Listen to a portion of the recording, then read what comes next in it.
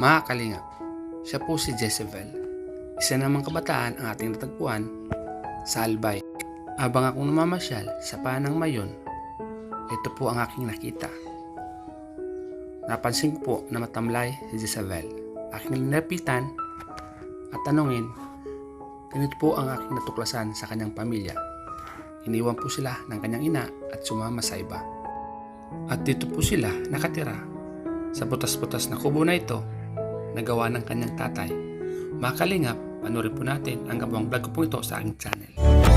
So hello mga kalingap, mapagpalang hapon sa inyo lahat. Welcome po sa aking munting channel, Starax TV. Ngayon mga kalingap, nandito tayo ngayon sa Mayong Volcano. Dito lang po yan, sa Albay. Ngayon may nakita tayong isang pamilya. Titingnan po natin. Kubo lang po ang kanilang bahay. Papasyalan po natin mga kalingap. Punta po natin mga kalingap. Hello. Magandang umaga. Pwede bang pumasok? Sige po. Yan. May aso. Kalisin natin yung aso. Kumusta ka na? By the way pala kami yung Team Kalingap. Team Kalingap. Nanonood ko ba ng mga vlog? Minsan napanood mo na ba yung Team Kalingap na tumutulong sa mga kabataan? Hindi yung pinapapanood dyan. Si Kalingap Rab, napanood mo na? Di ba? Kumbaga kung nanonood ka lang pero hindi mo pa kami nakikita, ano? Ako nga pala si Starax. Okay, kamay, pwede? Ang pangalan mo? Jezebel. Jezebel. Ilang taon na Jezebel? 15 years old. Dito kayo nakatira? Wala, makakalingap. Bye, Bobo.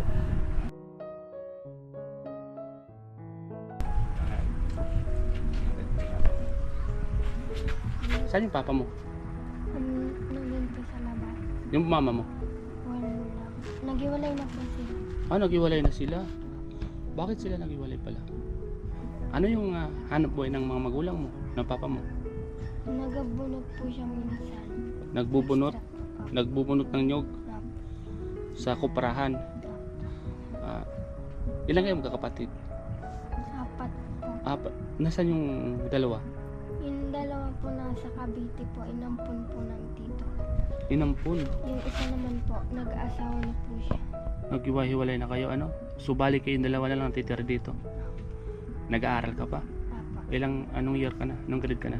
Grade 6 pa lang. Grade 6. Jezebel, hindi ba kayo natatakot dito sa bahay nyo? Kasi yung baga butas-butas, walang pinto. Walang pinto, ano? Pakita mo, walang pinto. Yan. Tapos yung tabing nyo, yan, sako lang. Tapos yung mga kusina nyo, walang harang. Hindi ba kayo natatakot dito? Nasa bukid pa kayo? Minsan po. Minsan? Natakot. Paano kung wala yung papa mo? Kayong dalawa lang? Doon po kami natutulog sa may pinsan ko po. Doon kayo, di kayo nag dito. Kumbaga, pag wala yung papa mo, doon kayo pinapatulog. Mga kalingap ang kanilang kalagayan. Kumusta naman yung pagkain nyo sa araw-araw dito? Okay naman. Okay naman, nakakakain naman kayo sa 3 beses sa isang araw. Saan yung kapatid mong isa ito? Upo ka dito, Toy. Upo ka dito kay ate. Ilang taon na si Totoy? 8 po. 8. Nag-aaral din? Grabe mga kalingap. Hindi mo ba namimiss yung mama mo? Ha? Hindi. Di mo namimiss? Bakit? Bakit di mo namimiss? Meron ka bang sama ng loob sa kanya? Bakit? Iniwan kayo? Ganon? Matagal na ba? Matagal na po. Mga ilang taon na siyang hindi nagpapakita sa inyo? 8 years old pa po siguro ako. 8 years old ka? Iniwan na kayo? Wala ba siyang kinuhang kapatid mo? Wala? Wala po. Lahat kayo iniwan? Kawawa yung mga ganito mga kalingap kasi ang problema ng mag-asawa minsan naapektuhan po yung mga bata. Tulad po nito, pinampun na po yung yung dalawang kapatid, pinampun. So isa po, Yung isa po nag-asawa na po 15 years old. Nag-asawa na 15 years old, dala ng kahirapan, ano? Siyempre wala yung mga magulang. Ikaw baka mag-asawa ka rin ha, ng maaga. Hindi. Mag-aral ka muna mabuti. Malay mo ito yung pagkakataon. Pamamagitan ng vlog ko ay mapanood to ng mga kababayan natin sa ibang bansa at matulungan ka lalo sa pag-aaral mo. Ito bahay ninyo.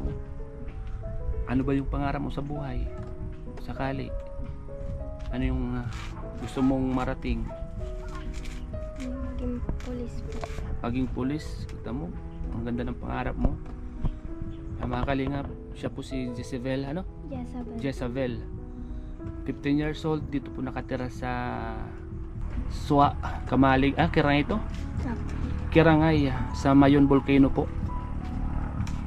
Grabe, nag-iisa baga tong bahay nyo dito sa Gubat.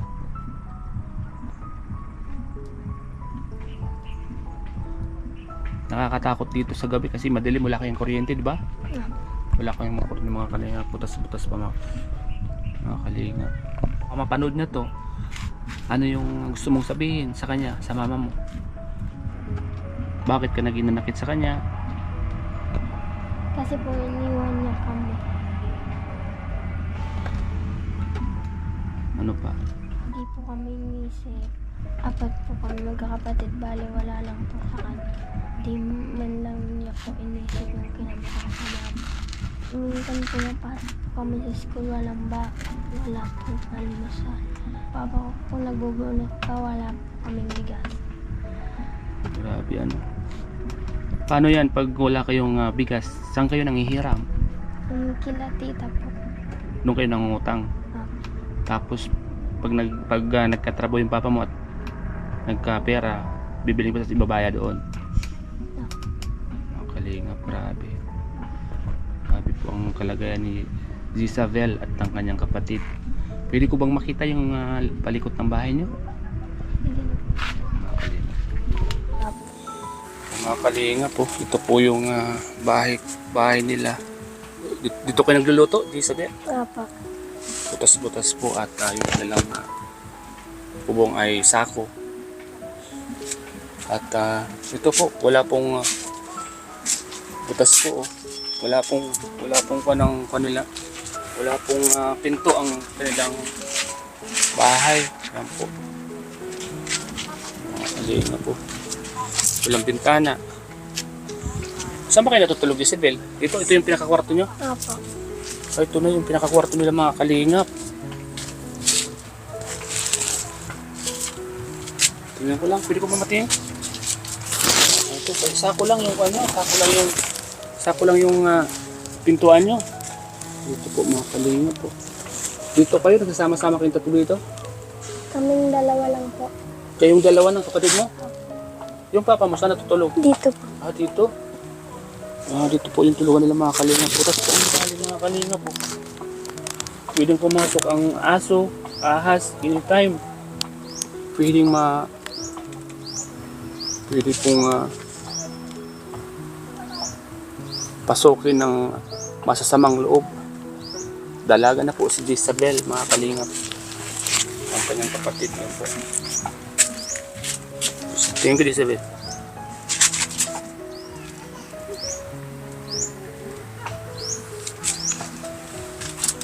Gusto mo, Jezabel, anong kahilingan mo? Pagkain na lang po sa araw-araw. Mapahis po yung bahay namin. Gusto mo mapaayos tong bahay nyo para safe kayo, kasi butas-butas. Gusto ko pong mapahis yung bahay namin kasi natatakot po kami paggabi. Mga kalingap ito, kahit naman sino talaga mga kalingap matatakot sa kanilang bahay, mga kalingap. Paano yung pag pumuputok ang mayon? Nag-evacuate po. Nag-evacuate kayo saan kayo nag-evacuate? Sa common po. Common. Tara, sundon mo lang. Nasaan na yun? Bigyan ako. Day! Halika! Day! Dito. Day! Bigay ko sa'yo. Bigay ko sa'yo. Para may bigas kayo. Tulong mo itong bigas. Para mayroon kayong bigas. Bigay ko sa'yo yan, Tulong ko yan sa'yo, May yae. Naya siguro kay boss. Boss, naya sa'yo. Makikita siya ng mama niya. Nasaan yung nanay niya ngayon? Wala na sila sa may ibang asawa na, May ibang asawa na. pamilya na. Nandun na sa Magallanes, nakatira. Sa Maynila. Magallanes, sa Sorsogon. Doon. Doon sila nakatira. Wala na, komunikasyon kami. Ayun naman na Kawawa naman sila, no? iniwanan niya mga maliliit pa. Ganit pa siguro yung... Yeah. Sa sobrang isip din minsan. Naisip ng magulang, nanay niya, no? Kaya siguro, Minsan nga, umiiyak niya. Ah? Nahanap yung nanay niya. minsan. Umuwi nga doon, galing yan sa Maynila. Doon yan lumaki. Umuwi yan dito. May tinanong pa ako kung alam ko kung nasan si mama niya. Hindi ko naman alam. Dati tumatawag yun sa amin ng mama niya. Ngayon di na. Hindi nga namin alam kung ano na, kung buhay pa. Kaya salamat sir. Pag may tumulong sa kanya, sa bata, pag may tumulong, ang babalik ako dito. Iabot ko sa kanya. Ngayon, yung bigas, pakibigay nila sa kanya. Sige sir. Thank you sir. Sige po. Mga Kalingap, salamat po sa inyong panonood sa aking vlog. Yan, thank you so much po kay Pival Santos Matubang, Kalingap Prab at Edna Vlogs. Maraming salamat po sa lahat ng viewers na palaging nanonood po sa aking mga vlog. Salamat po sa mga sponsors na patuloy na at walang sawang tumutulong po sa ating mga kababayan. Diyan po sila Ma'am Lilidorio, Ate Ana Coromix Vlog, Master Worm, Ma'am Lovely Rats, Ate Alicia Araki, Ma'am Margaret Limiu, Ma'am Joycey Ramos Manuel, Ma'am Jiyun Lee, thank you so much po. May June, thank you po. At sa lahat po ng mga nagbibigay pa at nagpapaabot, maraming salamat po sa inyong lahat sa walang sawang pagtulong sa ating mga kababayan. Hiling ko lang po at panalangin po sa inyo, sana po ay maging malakas at malayo po kayo sa anumang karamdaman para tuloy-tuloy po ang iyong pagtulong sa mga nangangailangan. Maraming salamat po.